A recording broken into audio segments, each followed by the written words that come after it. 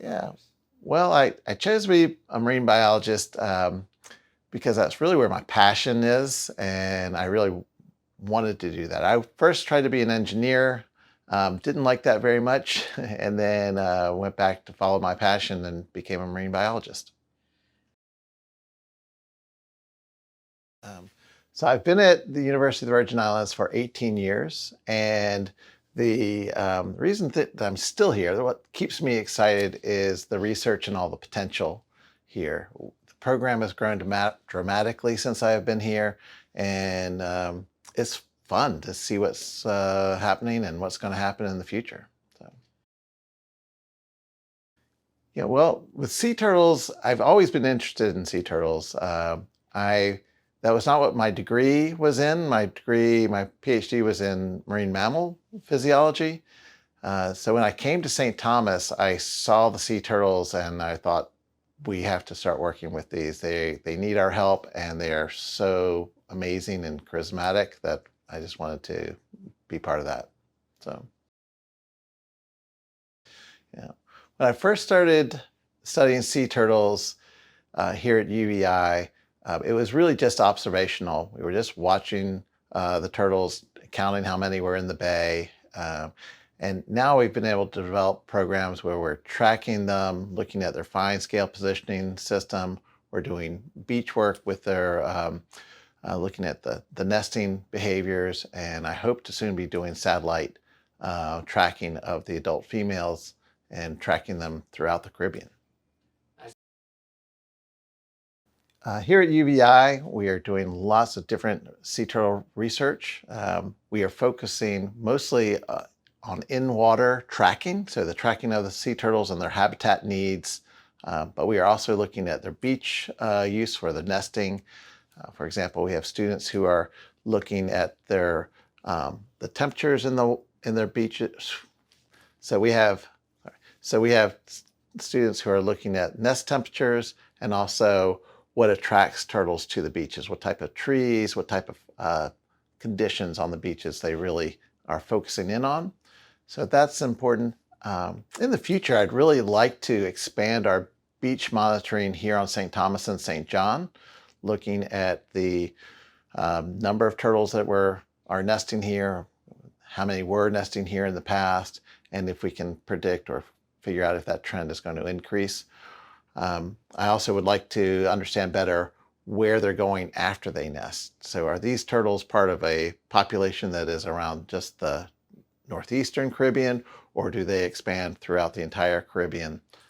So we'll be doing some satellite tagging and tracking of the turtles in the future. So sea turtle conservation is important for many reasons. I mean, in the big picture, they are part of the ecosystem. You can't have a functioning ecosystem or marine ecosystem without them.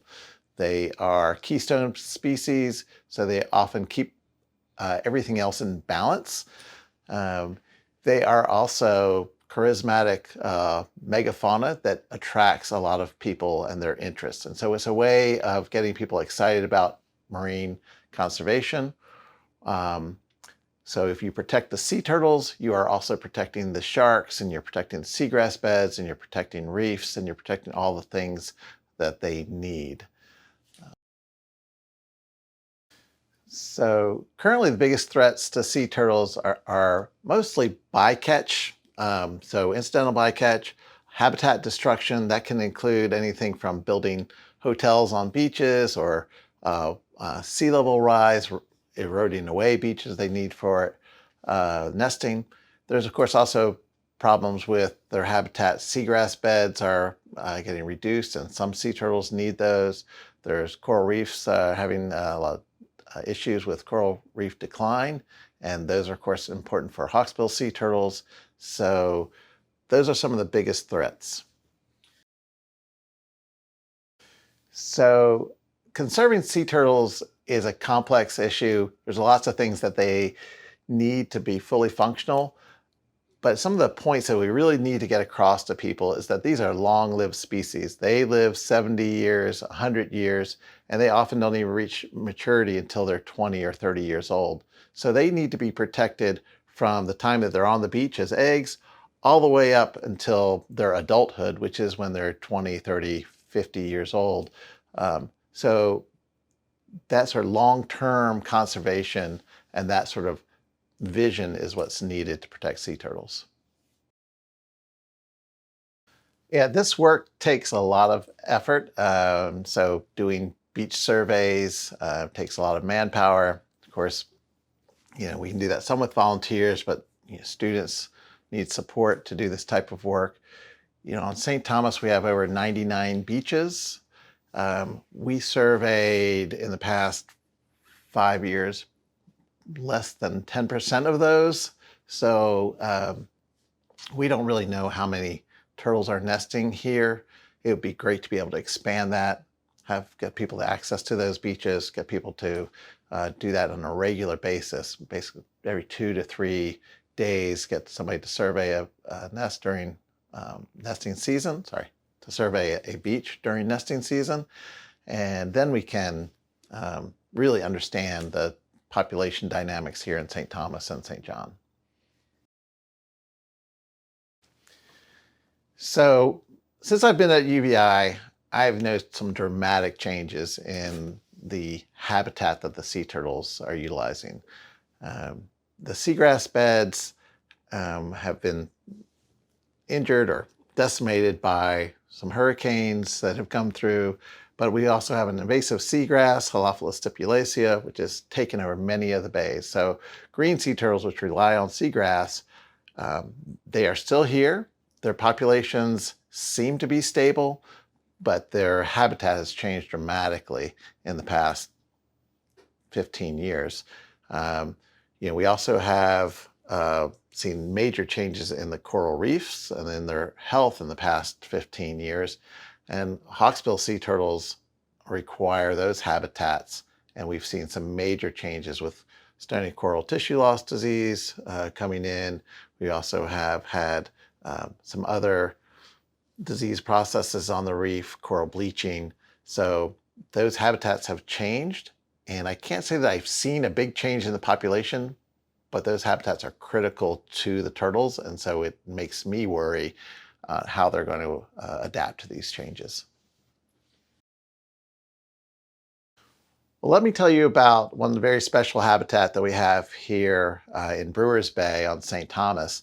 And that is the construction of the runway I think it was in 1989 and 90, the runway was extended. Normally, we would think that would be a terrible thing for wildlife in that area. But by chance, they used these jacks or dolos to protect it from waves. And that habitat is very complex, lots of holes and places that fish and turtles and things can live in. So that habitat is really special. And I'd like to spend more time understanding how that could be replicated, because the runway along Brewers Bay or the St. Thomas Airport has become a hotspot for us to find hawksbill sea turtles. And these are critically endangered species that are rare throughout the world. And the fact that we can find 50 or more in this type of habitat is remarkable. So that's a very special habitat. I'd love to find out more about how this can be duplicated and replicated in other places.